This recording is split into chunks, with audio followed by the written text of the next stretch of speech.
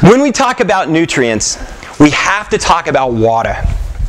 Water is one of the most important things. Look, you can go about 30 days with not eating a single thing. All these churches around the area talk about having fasts. And it's always funny because people go, I'm going to fast from coffee. I'm going to fast from donuts. You know? That's not a fast. Okay, I'm going to be straight up. Fast means don't eat anything. That's why it's called breakfast. You break a fast because unless you're on Ambien, you don't eat when you're asleep. Which, by the way, is a true side effect. What? Eating when you're asleep when you take Ambien. Sleep eating. Sleep driving. Get out. Straight up. No, it's my office. You get out. Oh, okay. All right, so water is important. Okay? 70% of our planet's water. Amazingly, about 70-80% of a healthy human body is water. So here's the thing. Here are some symptoms that are associated with dehydration. Just raise your hand if I say one that applies to you. Tiredness. Okay, keep it up. Flushed. Irritability. Anxious. Dejected. Heavy-headed. Irresistible cravings. Insomnia, especially in the elderly. Or fear of crowds when leaving the house, what's called agoraphobia. These are all symptoms. You can put your hands down, good exercise. Or these are all symptoms of dehydration. Okay? Headaches, I will add to that. Indigestion, we can add to that. But these are the ones that have more than 5 studies in the peer-reviewed medical literature to support. The other ones are more clinical. Okay? Here's the thing. Jesus could go without food for how long? 40 days. Actually, physiologically, we start eating ourselves at about 20 days. So he was already breaking down, which is why fasts in every religious group in the world includes fasts. Our Bible talks about fasts, Old and New Testament. This will just be my only, well, maybe one of my only proselytizing today. For those of you who don't appreciate that, I apologize. But it's interesting to me that what it is nobody makes food. Do you realize that? All we can do is dress up what God already made. Nobody makes food. Only God makes food. When you go without it, you begin at about 20 days to fully realize what? How absolutely dependent we are on God. And when you don't do a full, real fast, you don't get that. You still fill your belly with protein shakes or whatever else you do, and you don't really feel you might feel deprived that you're not getting your treats. But you don't feel that cellular feeling of how much you rely on God. I say that solely just to encourage you, if you ever want to try a fast, is that it's a spiritual thing, not a physical thing. You understand? Okay, now with that said, if you're on the fast at Rock of Roseville, and you're doing the fast, and what Pastor recommended is like a liquid fast, that too, it has different connotations. But a true spiritual fast means no food. But here's the deal with water. You can only go about 8 days before you will die if you don't drink water. You must have water. You must have water. Insomnia, especially in the elderly, I will say that all of these apply especially to the elderly, and here's a couple reasons why. Most people in our country over 60 take some kind of blood pressure medication, primarily a diuretic. Most people in our country have so neglected their nerve system that just like muscles get weak, the muscles of their bladder gets weak. So they can't hold their bladder anymore. And so they stop drinking liquids simply because they don't want to be running to the bathroom all the time or having to get up all night long to go to the bathroom. Sound familiar to anybody? All right. I tell you that the same kind of nerve damage from spinal subluxation that can make a arm weak, a leg weak, muscles in the hand waste away will make the bladder muscles waste away too. The cure is not to drink less. The cure is just get used to walking to the bathroom. You have to continue to drink. The other thing is that we, a lot of times in our country, because heart disease is so prevalent because of our diets, we end up taking cholesterol-lowering drugs. Cholesterol-lowering drugs, one of the primary side effects they have is muscle damage. It can damage the muscle in your legs just as soon as it can damage the muscles in your GI tract or the muscles in your bladder. You're just aware of it acutely when it's your legs, right? So I just plant that seed to see how these loops start looping back in and feeding each other.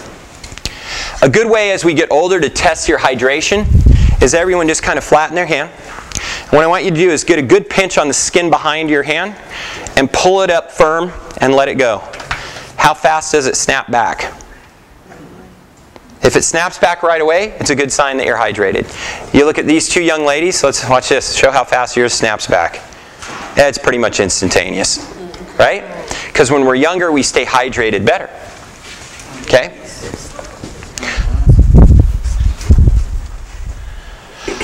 So here's the deal. Next time you're feeling overwhelmingly hungry, what I want you to do is drink a full glass of water and wait about 5 minutes before you eat anything. I would actually suggest before you order anything, drink a full glass of water. Because for whatever reason, a lot of us in our country were raised, our generation, you know, the gray hair of hair, we were raised in a generation where mama said, eat all you want, or take all you want, but eat all you take. Eat all you take. And so oftentimes we go out and we don't take the doggy bag, we just clean the plate. So if you order and you're famished, then you're going to order probably more than you really want or need.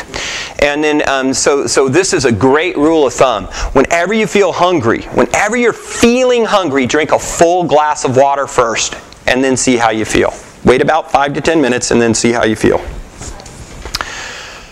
Yes? Do you know, I heard someplace that the brain can't tell the difference sometimes between you being thirsty and hungry? That's why that slide's there. Yep, that's actually true. Okay. Yep. Yeah, because look, if you're not drinking water, then a lot of the moisture we get is from our food, right? So if you're not drinking a lot of water on a regular basis, you've just trained your body, like Pavlov's dog, to say it needs food instead of what it really needs, which is water. Now on this, I do want to say that the other night at the Rock, they brought me up Arrowhead water, you know, in a bottle. That is about the nastiest water I've ever drank in my life. It is nasty. I'd almost rather drink, you know, LA water. It is nasty. The reason being is it's not, I don't care what picture they put on the bottle, it's not spring water. It's tap water. And they just run it through the same filters that they run the water through to make Coca-Cola, because that's who bottles it. And it's just charcoal filtered, but I'm telling you, I'm drinking it, I can taste, like, it tastes funky. Yeah. So I don't know if it's the bad plastic bottles that are leaching, you know, plastic into them. And you guys, all plastic leaches. All plastic leaches. That's why your car has a new car smell.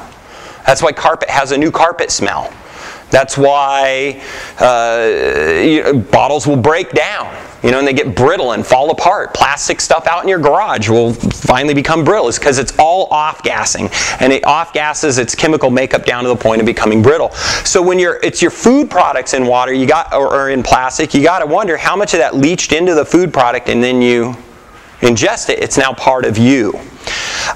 So this is one, because I just recognize a lot of people aren't going to be like me and carry around glass water bottles filled with filtered water.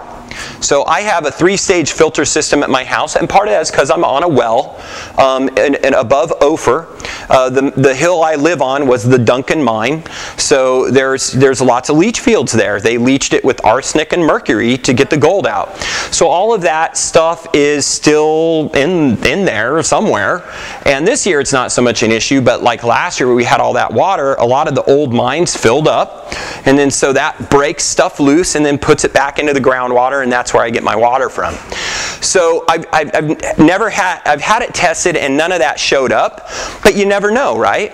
So what I do is I have a silt filter, obviously. If you've ever had a well, sometimes if it gets low, it sucks muck up into it and it clogs up all your sink filters. So just a basic filter for that. And then I have a low micron filter to filter out any bacteria or parasites or anything like that I can get it, because I'm in an agricultural area. And then after that, I just have one of those big blue 20-inch charcoal filters. You can get them over at Home Depot. I think for the filter, canister, the whole bit, it's less than $100. Okay? And you want to get the loose activated charcoal. It has a greater surface area, filters better, and doesn't shut down your water pressure.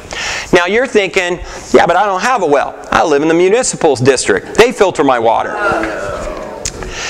So here's what you're drinking is recycled toilet water.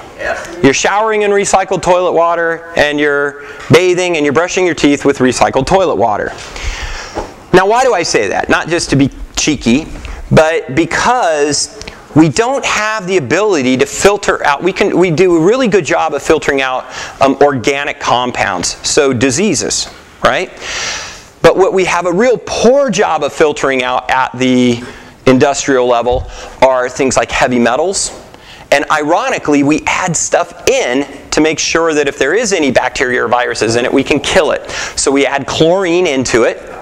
And the problem is when chlorine kills something, it creates a toxin that's carcinogenic, right? Chlorolamines. And they're highly carcinogenic.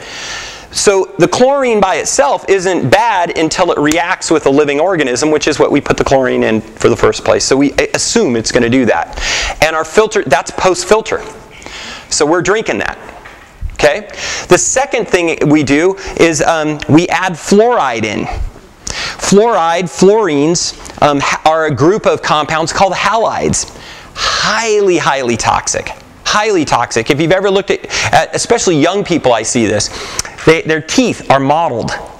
They have like bright white spots in them. You ever seen this in kids' teeth? Even adults. That's fluorosis. That's fluoride toxicity. Fluorolamines attach to the pituitary gland and block the body's proper use of serotonin. So, allegedly we do that to prevent what? Dental caries. But we cause insanity in the process.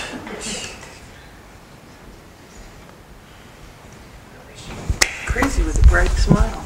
Crazy with a bright smile. Crazy with a bright... Well, and the problem is it's not even aesthetic because it's mottled. Now what happens is it actually makes the teeth more brittle. That bright whiteness is that it's too dense. And so it becomes brittle. Anyone ever dropped a piece of chalk? What happens? Shatters like glass, right? So you can also get, if that fluorosis is happening in your teeth as you're consuming this, guess where else it's going? Hip bones, knee bones, elbow joints. Oh, I'm getting old. No, you've just had a longer time being poisoned. Do you understand? It's like that old Agatha Christie story, right? Arsenic and old lace. They just put a little teeny micro amount of arsenic in on a regular basis, and over the course of, I guess if my memory serves right, it was like a 2-year period and the person died. We're all being slowly poisoned, especially you people in the city, so you got to get filtered water. You got to get good water filters. Or buy bottled water, but buy good bottled water.